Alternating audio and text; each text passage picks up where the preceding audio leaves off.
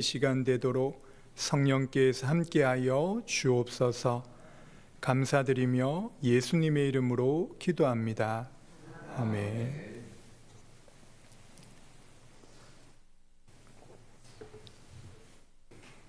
오늘 우리에게 주실 하나님 말씀은 민수기 14장 11절에서 19절 말씀입니다. 제가 가진 성경은 구약 성경 218면에 있습니다. 민수기 14장 우리 11절에서 19절까지 다 찾으셨으면 우리 한 절씩 교독하겠습니다. 11절입니다. 여호와께서 모세에게 이르시되 이 백성이 어느 때까지 나를 멸시하겠느냐? 내가 그들 중에 많은 이적을 행하였으나 어느 때까지 나를 믿지 않겠느냐? 내가 전염병으로 그들을 쳐서 멸하고 내게 그들보다 크고 강한 나라를 이루게 하리라. 모세가 여호와께 여짜오되 애굽인 중에서 주의 능력으로 이 백성을 인도하여 내셨거늘 그리하시면 그들이 듣고 이 땅 거주민에게 전하리이다. 주 여호와께서 이 백성 중에 계심을 그들도 들었으니 곧 주 여호와께서 대면하여 보이시며 주의 구름이 그들 뒤에 섰으며 주께서 낮에는 구름 기둥 가운데에서 밤에는 불 기둥 가운데에서 그들 앞에 행하시는 것이니이다. 이제 주께서 이 백성을 하나같이 죽이시면 주의 명성을 들은 여러 나라가 말하여 이르기를 여호와가 이 백성에게 주기로 맹세한 땅에 인도할 능력이 없었으므로 광야에서 죽였다 하리이다.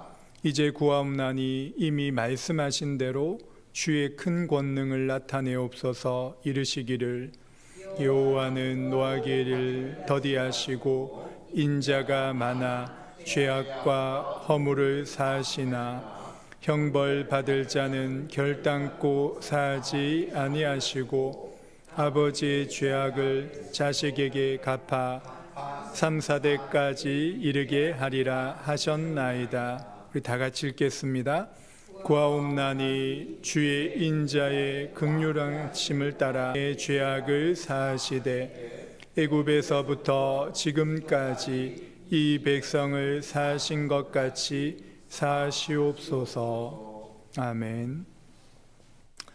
지난주는 고난주 그리고 부활절에 관련된 말씀을 나누었습니다. 일주일 정도 지나고 다시 민수기의 말씀으로 돌아왔습니다. 조금 헷갈릴 수 있기 때문에 잠시 말씀을 정리하도록 하겠습니다. 민수기 13장에서 하나님은 모세에게 이스라엘 각 지파에서 지휘관 한 사람씩 보내 가나안 땅을 정탐하게 하라고 말씀하셨습니다. 모세는 바란 광야에서 12지파를 대표하는 12명의 지도자들을 가나안 땅에 정탐하도록 보냅니다. 그들은 40일간 정탐을 마치고 돌아와서 보고를 합니다. 12명 중에 10명의 사람들이 먼저 보고를 하기를 가나안 땅은 젖과 꿀이 흐르는 아름다운 땅이지만 거기에 사는 거주민은 강하고 성읍이 견고하다라고 보고를 합니다. 그리고 그들은 안악 자손인 거인들이기 때문에 그 땅에 가면 우리는 죽게 될 것이라고 악평을 합니다. 그러면서 자신들은 메뚜기 같아서 절대로 그들을 이길 수 없을 것이라고 그런 확신을 가집니다. 계속해서 민수기 14장 1절에서 10절에서는 10명의 정탐꾼들이 현실만을 보고 믿음 없는 불신앙의 보고가 온 회중에 전염병처럼 영향을 미치게 되었습니다. 그들은 밤새도록 통곡하며 모세와 아론을 원망하기 시작했습니다. 그러면서 말하기를 차라리 애굽에서 죽었으면 더 좋았을 것인데 이러한 말을 하면서 불신앙에 사로잡히게 된 것입니다. 심지어 그들은 지도자를 새롭게 뽑아서 다시 애굽으로 돌아가자라고 이렇게 말을 합니다. 그런데 그때 12명의 정탐꾼 중 2명인 갈렙과 요수아는 언약의 말씀을 의지하여 믿음의 관점에서 40일 동안 정탐한 것을 보고를 합니다. 하나님이 우리와 함께 하시기 때문에 능히 그 싸움에서 이길 수 있으며 그 땅을 하나님이 주시겠다라고 약속하셨기 때문에 우리는 더 이상 두려워할 필요가 없다라고 보고를 합니다. 근데 그 말을 들은 수많은 무리들이 돌을 들어 그들을 치려고 하였습니다. 그때 여호와의 영광이 회막에 나타나서 하나님께서 말씀하셨습니다. 그것이 바로 오늘 본문의 말씀입니다. 먼저 첫 번째로 이스라엘 백성의 불신앙의 결과로 하나님께서 심판하시겠다라고 말씀하십니다. 11절 12절의 말씀을 우리 같이 읽어보도록 하겠습니다. 11절입니다. 시작. 여호와께서 모세에게 이르시되 이 백성이 어느 때까지 나를 멸시하겠느냐. 내가 그들 중에 많은 이적을 행하였으나 어느 때까지 나를 믿지 않겠느냐. 내가 전염병으로 그들을 쳐서 멸하고 내게 그들보다 크고 강한 나라를 이루게 하리라. 어떻게 보면 10명의 정탐꾼의 말은 거짓말이 아니었습니다. 그들은 본 그대로 사실만을 말하였습니다. 그런데 중요한 것은 그들의 배경, 관점이 중요한 것이죠. 현실을 있는 그대로 보았지만 결국 그들 안에 믿음 없는 상태, 즉 불신앙의 관점에서 보고 생각하고 느끼고 말한 것이기 때문이죠. 그것이 결국 하나님의 언약의 말씀을 믿지 못하고 멸시하고 있다는 것을 보여주고 있는 것입니다. 그래서 그 불신앙의 결과로 하나님께서 전염병으로 그들을 벌하시려고 하셨습니다. 창세기 13장에 아브라함과 조카 롯이 나옵니다. 갈대아 우르를 떠나 하나님께서 지시한 땅 가나안 땅에 들어와서 베델 지역에 장막을 치며 살았습니다. 그런데 땅이 넉넉하지 않아 함께 동거, 그 문제로 인해 아브라함의 목자와 롯의 목자가 다투기까지 하였습니다. 이때 아브라함은 함께 살 수 없다는 것을 알고 떠나보내려고 결심을 하였습니다. 아브라함은 먼저 땅을 선택하고 결정할 권한이 있었는데도 조카 롯에게 먼저 양보를 합니다. 아브라함이 말하기를 너가 왼쪽 편 지역을 선택하면 나는 오른쪽 편 지역을 가겠다. 아니면 너가 오른쪽 편을 선택하면 나는 왼쪽 편의 지역을 선택하겠다라고 말을 합니다. 이것이 바로 어찌 보면은 믿음의 관점을 가지고 살아가는 그 아브라함의 믿음의 여유를 보여주고 있는 것입니다. 그런데 롯은 어떠합니까? 그 말을 들은 롯은 좋은 기회다라고 생각을 해서 요단 지역을 바라보았습니다. 그리고 그가 결정한 땅은 바로 우리가 잘 아는 소돔과 고모라 땅이었습니다. 사람들이 보기에는 기름지고 아름다운 땅으로 보였기 때문에 심지어 여호와의 동산 같다라고 말을 합니다. 그것이 바로 롯이 바라본 세상의 관점에서 그렇게 인생을 살아가는 것이죠. 그 땅에 가서 이제 잘 먹고 잘 살 수 있겠구나, 성공할 수 있는 것처럼 보여졌을 것입니다. 아마도 롯은 뒤도 돌아보지도 않고 달려갔을 것입니다. 그런데 결국 롯은 창세기 13장에 가보면 4나라와 5나라의 전쟁이 터지면서 롯이 사는 그 땅에 전쟁이 일어나 전쟁포로로 끌려가게 됩니다. 그리고 19장에는 소돔과 고모라 땅에 하나님이 심판하셔서 유황과 불로 그를 멸하실 때, 그 지역을 멸하실 때 겨우 빠져나오는 모습을 우리는 롯을 통해 보게 되는 것입니다. 저와 여러분들이 현실을 살아가면서 무엇을 생각하며 주목하는 것이 참으로 중요한 것입니다. 현실을 바쁘게 살아가지만 그 현실에 일어나고 있는 작고 큰 일 앞에 우리는 믿음의 눈으로 그 일을 바라보고 있는 것입니까? 아니면 우리가 살아온 육신의 습관대로 세상의 관점에서 그렇게 살아가고는 있지는 않습니까? 주의 은혜를 받아 계속해서 우리의 관점이 세상의 관점에서 돌이켜 믿음의 관점으로 변화되기를 간절히 소원합니다.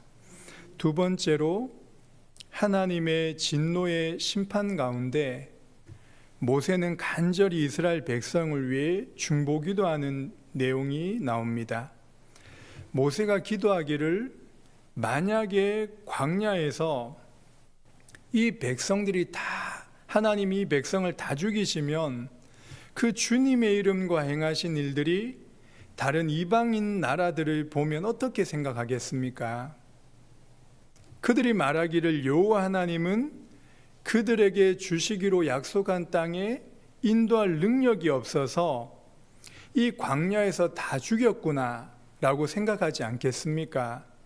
이렇게 말하면서 모세는 하나님께 애원하듯이 하였습니다. 그러면서 중요한 것이 바로 모세가 하나님의 성품에 대한 고백이 나타납니다. 우리 18절의 말씀 읽어보도록 하겠습니다. 18절입니다. 시작.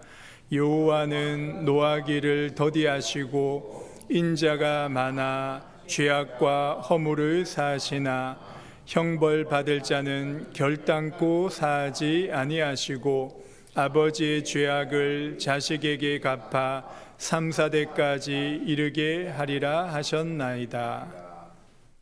모세는 하나님이 어떤 분이신지 정확하게 알고 기도하였습니다. 성품에 호소하면서 이 백성들의 범죄를 용서해달라고 간청을 합니다. 19절의 말씀도 우리 같이 읽어보도록 하겠습니다. 시작. 구하옵나니 주의 인자의 광대하심을 따라 이 백성의 죄악을 사하시되 애굽에서부터 지금까지 이 백성을 사하신 것 같이 사하시옵소서. 저와 여러분이 기도할 때 중요한 내용 중에 하나가 바로 기도의 대상이신 그 하나님이 어떠한 분이신지를 아는 것이 참으로 중요한 것입니다. 우리가 수요 예배 때마다 지금 배우고 있는 웨스트민스터 소교리 문답 4문답에서 공부한 것처럼 하나님은 어떠한 분이십니까?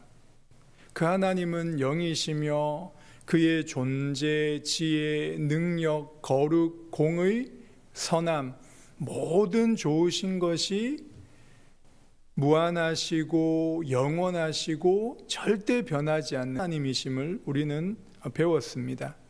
오늘 이 18절에 읽은 말씀이 그대로 그 부분을 풀어서 말한 내용이기도 합니다. 우리가 믿는 하나님이 바로 이러한 분이시라는 것이 참으로 우리에게 위로가 되고 힘이 되는 것입니다.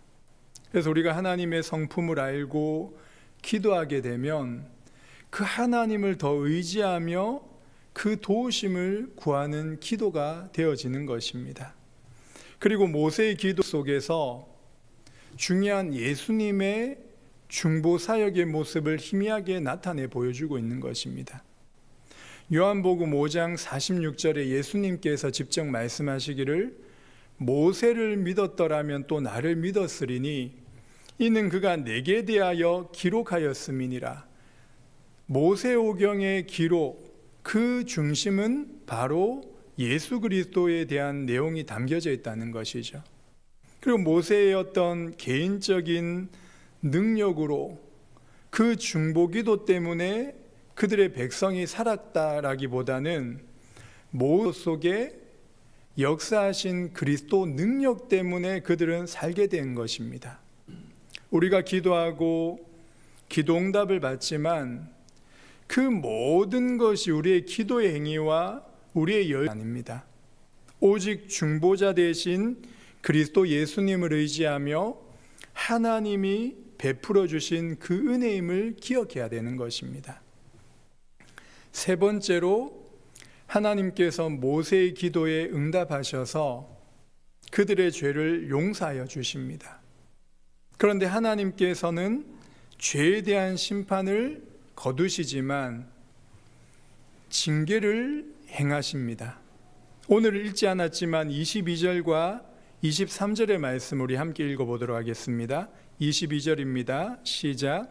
내 영광과 애국과 광야에서 행한 내 이적을 보고서도 이같이 10번이나 나를 시험하고 내 목소리를 청종하지 아니한 그 사람들은 내가 그들의 조상들에게 맹세한 땅을 결탄코 보지 못할 것이요 또 나를 멸시하는 사람도 그것을 보지 못하리라.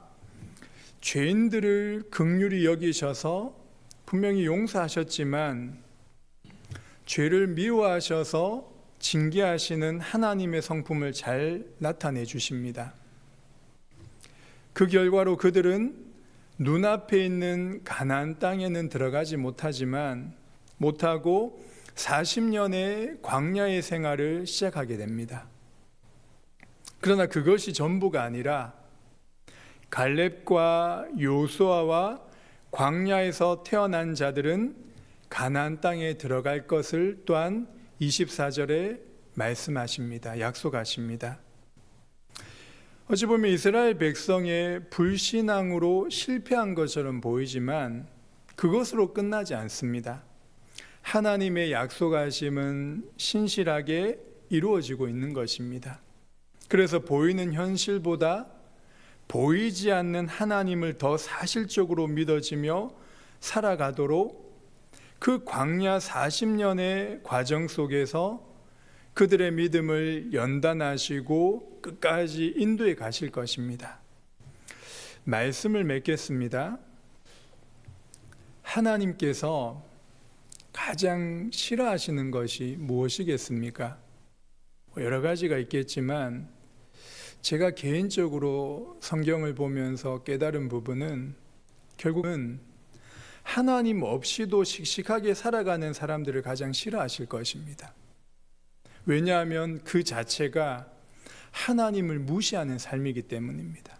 하나님 없이 긍정적으로 살아가든지 하나님 없이 부정적으로 살아가든지 뭔가 성공을 했고 많은 것을 이루었다라고 해도 하나님 없는 그 삶 자체는 어둠이고 죄악 가운데 살아가는 것이기 때문입니다. 그래서 시편 4절에 보면 악인은 그의 교만한 얼굴로 말하기를 여호와께서 이를 감찰하지 아니하신다며 그의 모든 사상에 하나님이 없다 하나이다. 이게 악인들의 특징이거든요. 그리고 하나님의 심판 중에 가장 무서운 심판이 무엇이겠습니까? 죄를 짓자마자 바로 진노하시는, 그것도 무서운 심판이겠죠.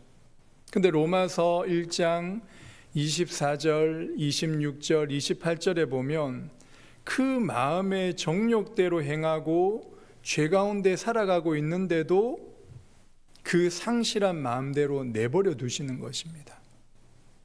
죄를 짓고 어둠 속에 살아가는데도 아무 일이 없고 고통도 없고 오히려 하는 일마다 잘 된다는 것은 바로 하나님께 버림받은 증거이기도 합니다. 그러나 하나님의 자녀인 저와 여러분은 어떠합니까? 죄에 대해서 민감한 것입니다.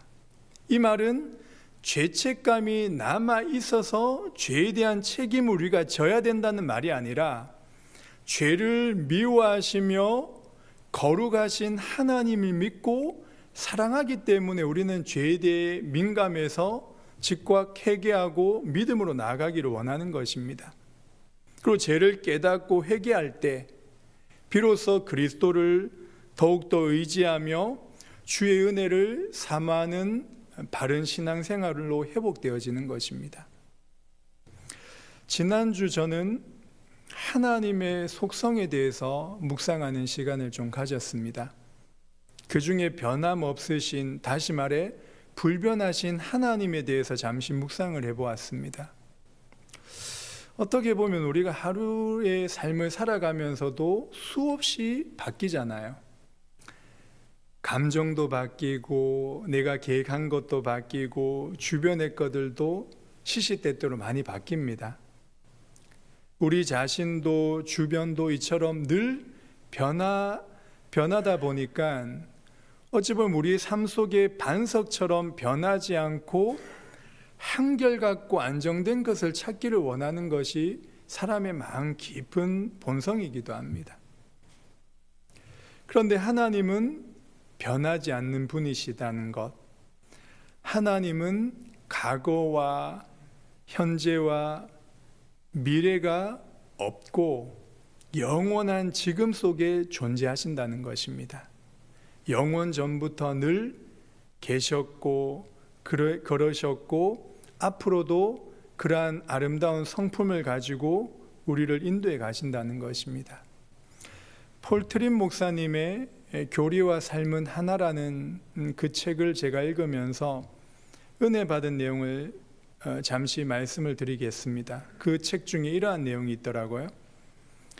오늘 그렇게 믿어지거나 느껴지든 또는 그렇지 않든 당신은 하나님께 영원히 사랑을 받습니다. 그분의 약속이 공허해 보이고 그분이 멀게 느껴질 때도 당신은 영원히 사랑받습니다. 최고의 날과 최악의 암울한 순간에도 당신은 하나님께 영원히 사랑을 받습니다. 사랑하는 성도 여러분, 우리는 죄성으로 인해 무지하고 연약하고 변덕스럽지만 변하시고 영원하십니다. 변하지 않고 늘 신실하게 우리를 사랑하시는 하나님을 아버지로 부를 수 있으며 그 성품 안에 기댈 수 있다는 것이 참으로 위로가 되고 힘이 됩니다.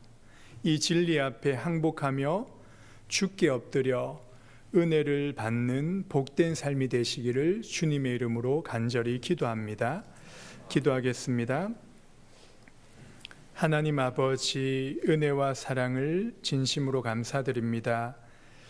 강야와 같은 현실을 살아갈 때 보이는 것이 전부가 아니라 보이지 않는 하나님을 볼 수 있는 영안을 열어 주옵소서.